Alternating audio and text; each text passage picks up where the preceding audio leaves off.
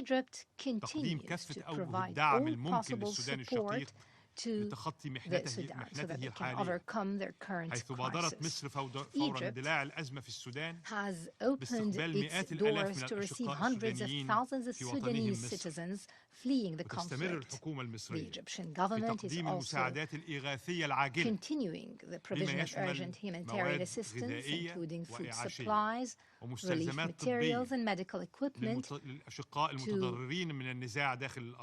the Sudanese citizens affected by the conflict.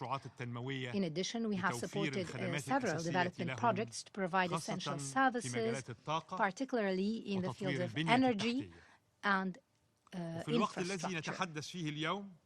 As we speak today, an Egyptian medical convoy is currently dispatched to Sudan, consisting of a group of top-notch doctors in various specialties to provide treatment and perform necessary surgeries for our brothers in Sudan. This comes in addition to tons of medicines and medical supplies to support Sudanese hospitals and facilities. Mr. President, the current situation in Sudan should not be turned into a competition field or a battlefield. Instead, it must compel us all to sincerely cooperate and coordinate in a transparent manner for the Sudan to turn that page.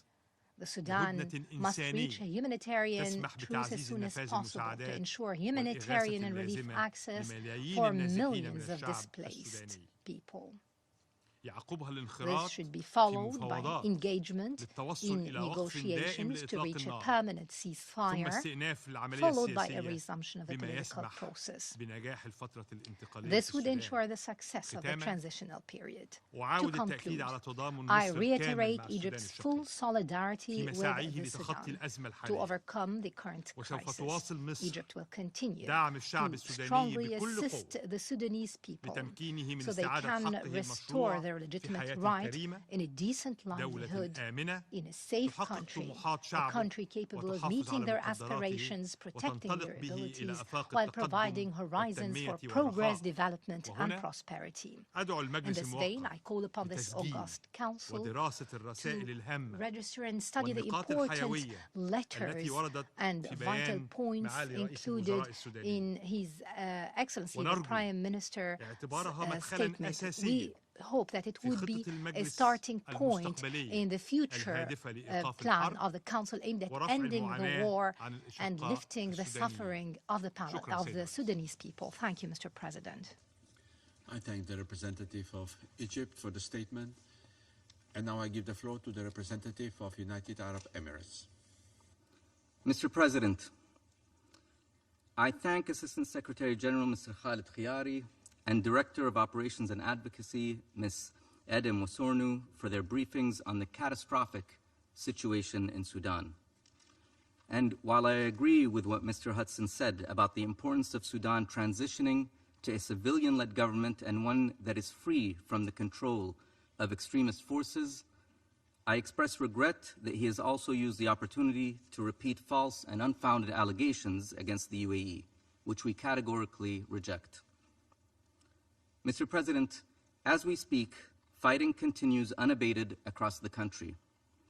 Despite repeated calls from the Quad and others to secure a humanitarian truce that would enable a surge of life-saving assistance into and across Sudan, the warring parties choose to continue their military operations and violate international law. Just this month, the conflict has crossed yet another red line with a direct attack against the United Nations. The United Arab Emirates unequivocally condemns the heinous drone attack against UNIFSA's logistics base in Kadugli, which resulted in the tragic deaths of UN peacekeepers and represents a serious escalation. Those responsible must be held accountable. This attack does not stand in isolation, but reflects a broader and well-documented pattern of violations by the warring parties, which includes the atrocities committed against civilians in Al-Fashir, Kordofan, and Al Jazeera, among others. The declaration as persona non grata and the expulsion of UN officials, from the last Secretary General Special Representative to senior World Food Program officials. The obstruction and politicization of humanitarian access and the use of starvation as a weapon of war, and threats and intimidation directed at mediators who are facilitating a humanitarian truce. These actions directly undermine mediation efforts and the UN's ability to protect civilians and deliver life-saving aid. Amid the fog of war, one fact is beyond dispute. Both sides have committed war crimes. This is not conjecture. The atrocities by the Rapid Support Forces and its allies are well known, and the evidence of crimes by the Sudanese armed forces and their allied Islamist groups is mounting, including recent reports of systematic, ethnically motivated atrocities. Mr. President, the international community must not stand by as this ongoing civil war creates dangerous space for extremist and terrorist networks to regroup, recruit, and finance themselves, generating spillover risks for Sudan's neighbors and the wider region. As the Quad's joint statement of 12 September underscores, Sudan's future cannot be dictated by violent extremist groups, including those part of or linked to the Muslim Brotherhood, whose destabilizing influence has fueled violence and instability across the region. The Council should be clear that any path forward must deny these extremist groups space, resources, and legitimacy, and must be anchored in a genuine civilian-led transition independent of either of the warring parties. It is, however, telling that violence is still being used to silence calls for civilian governance, as we saw during the recent commemorations of the December Revolution. Only an independent civilian-led government can address the root causes of this conflict and prevent Sudan from remaining trapped in cycles of military rule, instability, and repression. Today, there is a clear and immediate opportunity to act in the interest of the Sudanese people by implementing the humanitarian truce that the US and the Quad have been calling for. Lessons of history and present realities make it clear that unilateral efforts by either of the warring parties are not sustainable and will only prolong the war. The immediate priority is for a humanitarian truce that enables safe, rapid, and unhindered delivery of aid across Sudan, and that leads directly to a permanent ceasefire and a pathway towards civilian rule, independent of the warring parties. The Quad process, led by the United States, remains the most viable framework to achieve this. The international community must unite its efforts to press both warring parties to accept the truce on the table. If they refuse, this Council must be prepared to act. It must use all tools at its disposal, including imposing a comprehensive arms embargo across all of Sudan to stop the flow of weapons fueling this war. Mr. President, the UAE's commitment to the Sudanese people is long-standing and unwavering. We will continue to work with regional and international partners to secure an immediate ceasefire and support a credible pathway toward lasting peace. Thank you, Mr. President. I thank the representative of the United Arab Emirates for the statement. There are no more names inscribed on the list of speakers. The meeting is adjourned.